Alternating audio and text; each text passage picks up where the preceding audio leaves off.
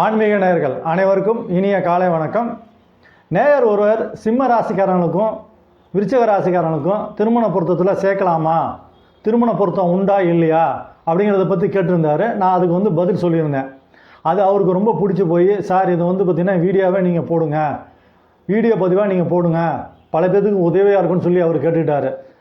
எனக்கு ஐடியா தோணுச்சு, சரி ரைட்டு, இந்த வீடியோ பதிவு போட்டால் பல பேருக்கு உதவியாக இருக்கும் அப்படிங்கிறதுக்காக தான் இந்த வீடியோ பதிவு. சிம்ம ராசியில் பார்த்திங்கன்னா மக நட்சத்திரம், பூர நட்சத்திரம், உத்திர நட்சத்திரம் இருக்கும். விருச்சிக ராசியில் பார்த்திங்கன்னா விசாக நட்சத்திரம், அனுச நட்சத்திரம், கேட்ட நட்சத்திரம் இருக்கும். இதில் பார்த்திங்கன்னா சிம்ம ராசியில் நீங்கள் மக நட்சத்திரத்தில் பிறந்திருந்தீங்கன்னாக்கா விருச்சிக ராசியில் சேர்க்கக்கூடாத நட்சத்திரம் அப்படிங்கிறது பார்த்திங்கன்னா கேட்டை நட்சத்திரம். நீங்கள் பூர நட்சத்திரத்தில் பிறந்திருந்தீங்கன்னாக்கா விருச்சிக ராசியில் அனுச நட்சத்திரம் வரும். அனுச நட்சத்திரத்தை சேர்க்கக்கூடாது.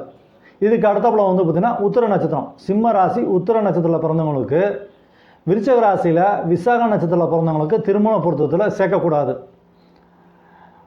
குருவுக்கும் சூரியனுக்கும் சேர்க்கக்கூடாது திருமண பொருத்தத்தில்.